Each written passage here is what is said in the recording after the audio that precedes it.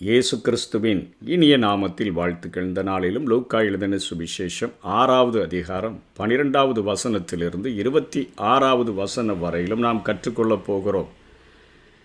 இந்த பகுதியிலே இயேசு கிறிஸ்து தன்னுடைய சீஷர்களை ஜெபம் பண்ணி தெரிந்தெடுத்ததையும் இயேசு கிறிஸ்து செய்த சீஷர்களுக்கான சமவெளி பிரசங்கத்தையும் முதல் பகுதியாக இதிலே நாம் காண முடியும்.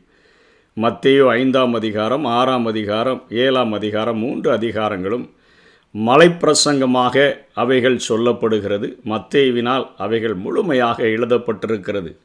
இங்கே லூக்கா இயேசு கிறிஸ்து தன்னுடைய சீஷர்களுக்கு செய்த சமவெளியில் நின்று செய்த அந்த பிரசங்கத்தை அவர் எழுதி வைத்திருக்கிறார். இது சமவெளி பிரசங்கம் என்று அழைக்கப்படுகிறது. அந்நாட்களில் அவர் ஜெபம் பண்ணும்படி ஒரு மலையின் மேல் ஏறி முழுவதும் தேவனை நோக்கி ஜெபம் பண்ணி கொண்டிருந்தார். பொழுது விடிந்த பொழுது அவர் தம்முடைய சீஷர்களை வரவழைத்து அவர்களில் 12 பேரை தெரிந்து கொண்டு அவர்களுக்கு அப்போஸ்தலர் என்று பெயரிட்டார் என்று சொல்லி பார்க்கிறோம். அவர்களுடைய பெயர்களை இங்கே பட்டியலிட்டிருக்கிறது. பேதுருவினுடைய பெயர், அதை ஆண்டவர் சீமோன் என்கிற பெயருக்கு பேதுரு என்று பெயரிடுகிறார். அவனுடைய சகோதரன் அந்திரேயா, யாக்கோபு, யோவான், பிலிப்பு, பர்த்தலோமேயு, மத்தேயு, தோமா, அல்பேயின் குமாரனாகிய யாக்கோபு, செலோத்தே எனப்பட்ட சீமோன், யாக்கோபின் சகோதரனாகிய யூதா, துரோகியாகிய யூதாஸ் காரியோத்து என்பவர்களே என்று சொல்லி பார்க்கிறோம். இயேசு கிறிஸ்து ஜெபித்து பிதாவின் சித்தத்திற்கு ஒப்பு கொடுத்து தன்னுடைய சீஷர்களை அவர் தெரிந்தெடுத்திருக்கிறார் என்பதை லூக்கா எழுதுகிறார். 16வது வசனத்தில் ஒரு இரவு நேர ஜெபத்திற்கு பின்பு யூதாஸ் காரியோத்தின் குணத்தை குறித்த முழு ஞானத்துடனேயே இயேசு யூதாஸ் காரியோத்தை தெரிந்து கொண்டார் என்பதை யோவான் 6ஆம் அதிகாரம் 64வது வசனம் மற்றும் 70ஆம் வசனத்திலே நாம் பார்க்க முடியும். ஆகிலும் உங்களில் விசுவாசியாதவர்கள் சிலர் உண்டு என்றார். அது தோமா காரியங்களை எல்லாம் நாம் பார்க்கிறோம். விசுவாசியாதவர்கள் இன்னார் என்றும் தம்மை காட்டி கொடுப்பவன் இன்னான் என்றும் ஆதி முதலாக இயேசு அறிந்திருந்தபடியால் என்று சொல்லி அங்கே யோவான் குறிப்பிடுகிறார். 70ஆம் வசனத்தில் இயேசு அவர்களை நோக்கி, 12 உங்களை நான் தெரிந்து கொள்ளவில்லையா? உங்களுக்குள்ளும் ஒருவன் பிசாசாயிருக்கிறான் என்றார். ஜெபித்து முழுமையாக பிதாவின் சித்தத்தின்படி தன்னுடைய 12 சீஷர்களை தெரிந்தெடுத்து அவர்களுக்கு அப்போஸ்தலர் என்று பெயரிட்டதை நாம் பார்க்கிறோம். அதனைத் தொடர்ந்து இயேசு கிறிஸ்து சமவெளியான ஒரு இடத்திலே நின்று கொண்டு அவர்களுக்கு பிரசங்கம் பண்ணுகிறார். பின்பு அவர் அவர்களுடனே கூட இறங்கி சமமான ஒரு இடத்தில் நின்றார். அங்கே அவருடைய சீஷரில் அநேகம் பேரும் அவருடைய உபதேசத்தை கேட்கும்படிக்கும் தங்கள் வியாதி நின்று குணமாக்கும்படிக்கும் யூதேயாவின் திசைகள் யாவற்றிலிருந்தும் எருசலேம் நகரத்திலிருந்தும் தீரு சீதோன் பட்டணங்களில் இருக்கிற கடலோரத்திலிருந்தும் வந்தவர்களாகிய திரளான ஜனங்களும் இருந்தார்கள். அங்கே அசுத்தாவிகளால் வாதிக்கப்பட்டவர்கள் ஆரோக்கியமடைந்தார்கள். அவருடைய சரீரத்திலிருந்து வல்லமை புறப்படுகிறதை பார்த்து அவரை தொடும்படிக்கு வகை தேடினார்கள் என்று பார்க்கிறோம். 20ஆம் வசனம் சொல்கிறது, அப்பொழுது அவர் தம்முடைய சீஷர்களை நோக்கி பார்த்து என்று சொல்லி பார்க்கிறோம். சீஷர்களுக்கு சமவெளியில் நின்று கொண்டு ஒரு பிரசங்கத்தை இயேசு கிறிஸ்து செய்கிறார். தரித்திரராகிய நீங்கள் பாக்கியவான்கள், தேவனுடைய ராஜ்யம் உங்களுடையது. இப்பொழுது பசியாயிருக்கிற நீங்கள் பாக்கியவான்கள், திருப்தி அடைவீர்கள். இப்பொழுது அழுகிற நீங்கள் பாக்கியவான்கள், இனி நகைப்பீர்கள். மனுஷகுமாரன் நிமித்தமாக ஜனங்கள் உங்களை பகைத்து உங்களை புறம்பாக்கி உங்களை நிந்தித்து உங்கள் நாமத்தை பொல்லாததென்று தள்ளிவிடும் பொழுது நீங்கள் பாக்கியவான்களாய் இருப்பீர்கள். அந்த நாளிலே நீங்கள் சந்தோஷப்பட்டு களி கூறுங்கள். பரலோகத்திலே உங்கள் பலன் மிகுதியாயிருக்கும். அவர்களுடைய பிதாக்கள் தீர்க்கதரிசிகளுக்கும் அப்படியே செய்தார்கள் என்று சொல்லி முதல்ல தன்னுடைய சீஷர்களை அப்ரிஷியேட் பண்ணும்படியாக ஆண்டவர் அங்கே பேசுகிறதை பார்க்கிறோம். மத்தேயு 19ஆம் அதிகாரம் 27லிருந்து 29 வரை பார்த்தோன்னு சொன்னால், பேதுரு அவரை நோக்கி, நாங்கள் எல்லாவற்றையும் விட்டு உம்மை பின்பற்றினோமே, எங்களுக்கு என்ன கிடைக்கும் என்று கேட்கிறார். அதற்கு இயேசு, மறுஜென்ம காலத்தில் நீங்கள் 12 சிங்காசனத்தில் என்னோடு கூட வீட்டிலிருந்து நீங்கள் ஆளுகை செய்வீர்கள். நீங்கள் இழந்ததை 100 அடைந்து நித்திய ஜீவனையும் சுதந்திரித்து கொள்ளுவீர்கள் என்று சொல்லி இயேசு வாக்கருளுகிறதை பார்க்கிறோம். எல்லாவற்றையும் விட்டு அவரை பின்பற்றின அவருடைய சீஷர்களுக்குத்தான் இந்த வார்த்தை. அவர்கள் அனுபவித்த எந்த இழப்பை விடவும் அவர்களுடைய லாபம், அவர்களுக்கு கிடைக்க போகிற லாபம் என்ன? தேவனுடைய ராஜ்யம் அது அவ்வளோ பெரிய விலையேற பெற்றது. உன்னுடைய இழப்புகளை பார்க்கிலும் எத்தனையோ 1000 மடங்கு கோடி மடங்கு விலையேற பெற்ற தேவனுடைய ராஜ்யத்தை நீங்கள் பெற்றுக்கொள்ளப் போகிறீர்கள் என்று சொல்லி இங்கே இயேசு வாக்களிக்கிறதை பார்க்கிறோம். இங்கே கிறிஸ்துவை விசுவாசித்த அல்லது விசுவாசியாத ஏழை ஜனங்களுக்கு ஆண்டவர் பிரசங்கிக்கலை, சீஷராய் மாற்றப்பட்டவர்களுக்கு ஆண்டவர் பிரசங்கிக்கிறார். பிலிப்பியருக்கு பவுல் எழுதும்பொழுது 3ஆம் அதிகாரம் 7-8 அவர் சொல்லுகிறார், ஆகிலும் எனக்கு லாபமாய் இருந்தவைகள் எவைகளோ அவைகளை கிறிஸ்துவுக்கு நஷ்டமென்று விட்டேன் என்று அவர் எழுதுகிறதை பார்க்கிறோம். என் கர்த்தராகிய கிறிஸ்து இயேசுவை அறிகிற அறிவின் மேன்மைக்காக எல்லாவற்றையும் நஷ்டமென்று எண்ணிக்கொண்டிருக்கிறேன் என்று பவுல் எழுதுகிறார். இயேசு கிறிஸ்துவை சீசனாகி பின்பற்றின பவுல், அவருக்காக அப்போஸ்தலனாக ஊழியம் செய்த பவுல் இந்த காரியத்தை குறிப்பிடுகிறதை பார்க்கிறோம். தீமோத்தேயுவுக்கும் அவர் எழுதும் பொழுது 1 தீமோத்தேயு 6ஆவது அதிகாரம் 6-10 வரையிலும் சொல்லும் பொழுது, போதும் என்கிற மனதுடனே கூடிய தேவ பக்தியே மிகுந்த ஆதாயம் என்று சொல்லி எல்லாம் அவர் எழுதிட்டு, பல ஆசை எல்லா தீமைக்கும் வேறாக இருக்கிறது, சிலர் அதை இச்சித்து விசுவாசத்தை விட்டு வழுகி தங்களை உருவ குத்தி கொண்டிருக்கிறார்கள்.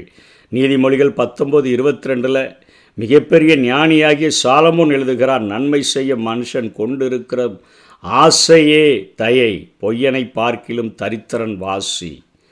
இங்கே வசனம் 6:21-23 வரையிலும் சீஷத்துவ வாழ்க்கை சில நேரங்களில் பசி நிறைந்ததாக, துன்பம் நிறைந்ததாக, பாவம் நிறைந்த மனிதர்களிடத்திலிருந்து வருகிற கடுமையான எதிர்ப்பை சந்திக்கக்கூடியதாக, மிகவும் கடினமாக இருக்கும் என்கிறதை இயேசு கிறிஸ்து பிரசங்கிக்கிறதை நாம் பார்க்கிறோம்.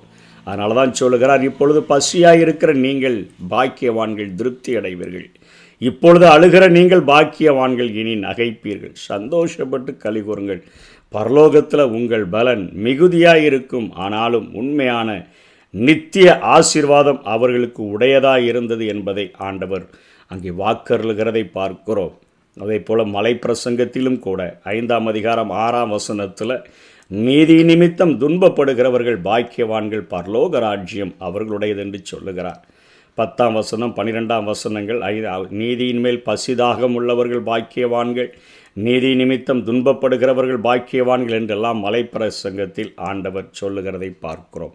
இதனைத் தொடர்ந்து மலைப்பிரசங்கத்தில் இல்லாத ஒரு காரியத்தை 24ஆவது வசனத்திலிருந்து 26ஆவது வசனம் வரையிலும் இயேசு கிறிஸ்து இங்கே கற்றுக் கொடுக்கிறதை பார்க்கிறோம். தன்னுடைய சீஷர்களை பார்த்து அவர்களுக்கு சொல்லுகிறார், எல்லா மனுஷரும் உங்களை குறித்து புகழ்ச்சியாய் பேசும் பொழுது உங்களுக்கு ஐயோ என்று சொல்லி பேசுகிறதை பார்க்கிறோம். 26ஆவது வசனத்தில், அவர்கள் பிதாக்கள் கள்ள தீர்க்கதரிசிகளுக்கும் அப்படியே செய்தார்கள். 24 ஐசுவரியவான்களாகிய உங்களுக்கு ஐயோ, உங்கள் ஆறுதலை நீங்கள் அடைந்து தீர்ந்தது.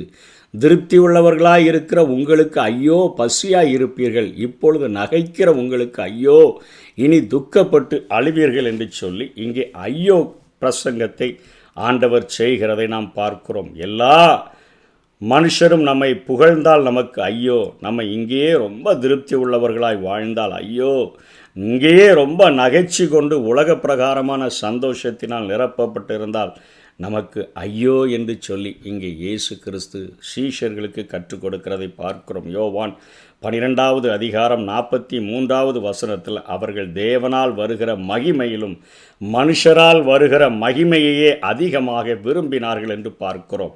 யோவான் 5ஆம் அதிகாரம் 44, தேவனாலே மாத்திரம் வருகிற மகிமையை தேடாமல்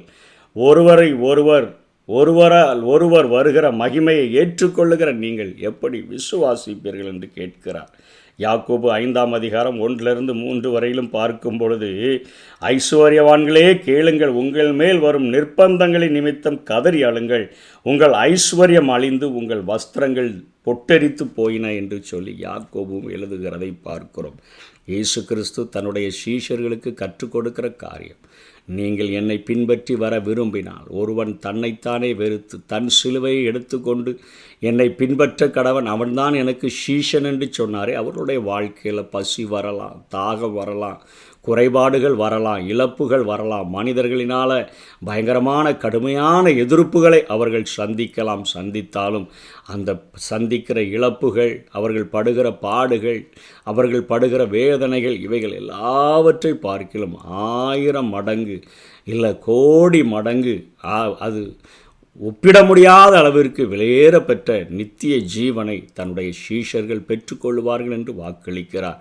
அதனை விட்டுவிட்டு நித்திய ஜீவனை அற்பமாய் எண்ணுகிற ஐஸ்வர்யவான்களுக்கு ஐயோ! இந்த பரலோக ராஜ்யத்தினுடைய ஆசீர்வாதங்களை விரும்பாதபடி பூமியினுடைய ஆசீர்வாதங்களினால் தன்னை திருப்தியாக்கி கொள்ளுகிறவர்களுக்கு ஐயோ என்று சொல்லுகிறார். பரலோக சந்தோஷம், தேவனுடைய ராஜ்யம் புசிப்பும் குடிப்பும் அல்ல, அது நீதியும் சமாதானமும் பரிசுத்த ஆவியினால் உண்டாகிற சந்தோஷமுமாய் இருக்கிறது. அந்த சந்தோஷத்தை விட்டுட்டு உலகத்தினுடைய சந்தோஷத்தினால் நகைப்பீர்களானால் உங்களுக்கு ஐயோ என்று சொல்லி இங்கே ஆண்டவர் சமவெளி பிரசங்கத்தில் தன்னுடைய சீஷர்களுக்கு பூமிக்குரியவைகளை அல்ல மேலானவைகளையே நாடுங்கள் என்கிற பிரசங்கத்தை அருமையாக முதல் பகுதியை செய்திருக்கிறதை பார்க்கிறோம். நாளைய தினத்தில் இதனுடைய 2வது பகுதியை நாம் கற்றுக்கொள்வோம். கர்த்தர் தாமே நம்மை ஆசீர்வதிப்பாராக. ஆமென். பகைவருக்கு அன்பு காட்டிடுவே, வெறுப்பவர்க்கு நன்மை செய்திடுவே. பகைவருக்கு அன்பு காட்டிடுவே, வெறுப்பவர்க்கு நன்மை செய்திடுவே. சபிப்பவர்க்கு ஆசி கூறிடுவே, சபிப்பவர்க்கு ஆசி கூறிடுவே. தூற்றுவோருக்காக ஜெபித்திடுவே, தூற்றுவோருக்காக ஜெபித்திடுவே. இயேசுவின் கரங்களை பற்றிக் கொண்டே, நான் இயேசுவின் கரங்களை பற்றிக் கொண்டே.